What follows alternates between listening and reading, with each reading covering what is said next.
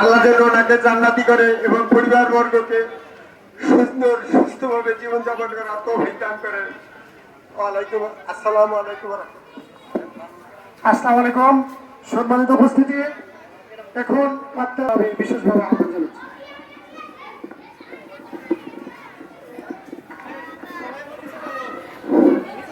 আসসালামু আলাইকুম ওয়া রাহমাতুল্লাহি ওয়া বারাকাতুহু। আলহামদুলিল্লাহি কাফা ওয়া সালামুন আলা ইবাদিহিল্লাযীনা ইসতাফা, আম্মা বা'দ। ফাআউযু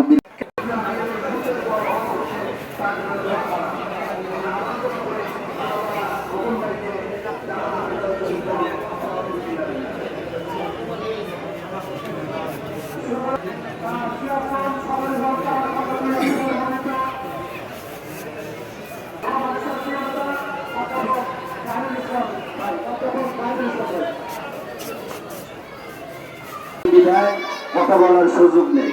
আমি একটা কথা বলে আলোচনা শেষ করেছি। হাদিসের মধ্যে 4টি কথা আছে। রাসূল কারীম সাল্লাল্লাহু আলাইহি সাল্লাম বলেছেন, মানুষ ইন্তেকালের পরে, মারা যাওয়ার পরে আপনজন, আত্মীয় স্বজন কবরস্থ কোন ব্যক্তির কবরে